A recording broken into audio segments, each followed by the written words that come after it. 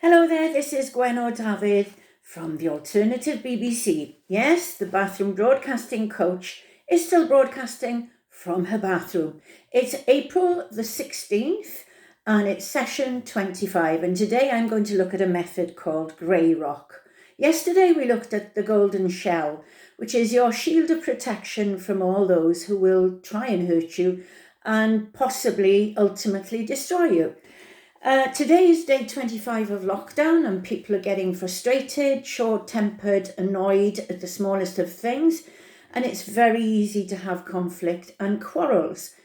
Now, one of the things I would recommend is to release the pressure slowly and regularly, like the pressure gauge on a pressure cooker, so that it doesn't actually overflow and become a huge problem. Have you ever had to tidy up the mess from a pressure cooker that's exploded? It's not a pretty thing.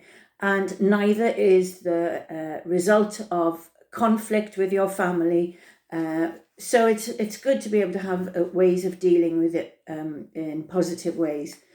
Now, I also want to have a look at the difference between respond and react. Now, I'm a Celt, I'm quite hot-headed, and I have a tendency to react. It's a similar thing to the knee-jerk reaction. It's without prior thought. You say things when you put your foot in your mouth, and basically the knee-jerk reaction is if your doctor hits just below the knee, the leg will kick out automatically because it's the unconscious mind running the show. And you usually regret a reaction to a situation. Now, responding is more measured, and this is when the conscious and the unconscious mind work together.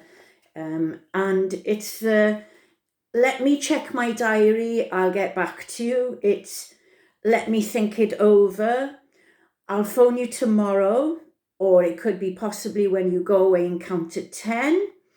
And it's very helpful if you find it hard to say no. One of my coaching clients, a wonderful human being, and she was constantly being asked to turn up and do things that she didn't possibly want to do. So I said to her, well, why don't you say to them, let me check my diary and I'll get back to you. And this is what she did.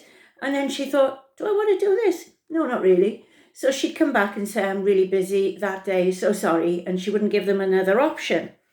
So another one that is very powerful is the grey rock method. And basically, this is a way that you can just not react or respond. So basically, if you feel that someone is provoking you, is pulling your strings, the wrong, pushing your buttons, whatever the expression is that sums it up for you, then grey rock is essentially that's what you need to do. You need to pretend that you're a grey rock, that you haven't got any feelings, that you can't move, that you can't do anything.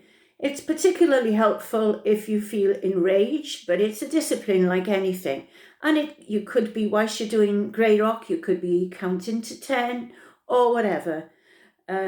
Taking a long breath, focusing on something outside of yourself, whatever the way that you manage to achieve grey rock, try it and see how well you manage, because it's a very difficult transition to go from reacting to responding.